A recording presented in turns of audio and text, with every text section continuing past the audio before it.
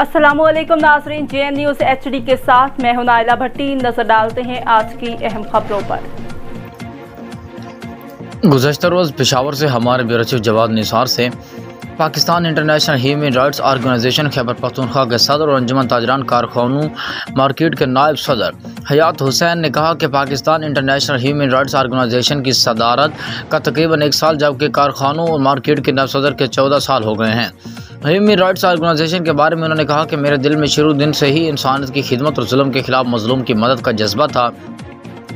Pakistan International Human Rights Organization का मंशूर भी जुल्म के खिलाफ आवाज़ उठाना और मजलूम की मदद करना है। मजलूम की मदद करना अमली तौर पर बुराई को रोकना है। मजलूम की हिमायत करना और जुल्म के खिलाफ खड़ा होना इस्लामी तालीमात का हिस्सा है।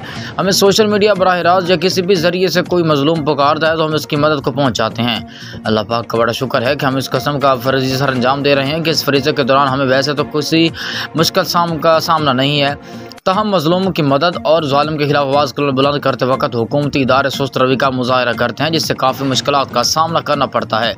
बाजार के नायब सदर की सदारत के हवाले से बताया कि आज तक बरादरी ने इलेक्शन ही नहीं किया। इसमें मेरी खिदमात के अलावा बरादरी की मुझसे मोहब्बत और एतमाद का इजहार भी शामिल है। दुकानदारों के अपने मसाइल हों, मालिक के साथ मसाइल हों, दुकानदारों और हुकूमती इदारों के मसाइल हों, सब के लिए भाग दौड़ करते हैं, जिसकी वजह बरादरी हमसे काफ़ी मुतमईन और खुश है। कुदरती आफात की सूरत में हमारी बरादरी बढ़ चढ़ कर चंदे में हिस्सा लेती है, जो हम मुतासर में साफ़ और शिफाफ तरीके से तकसीम करते हैं। मैं मानता हूँ कि कारखानों मार्केटों में 2 नंबर अद्वियात और दीगर अशिया बिकती हैं, लेकिन मैं मीडिया की वसातत से बताना चाहता हूँ कि उन लोगों के खिलाफ हम खुद एक्शन लेते हैं, छापे मारते हैं। जहाँ हमारा बस नहीं चलता, हुकूमत से दरख्वास्त करते हैं कि वो हमारी और उनकी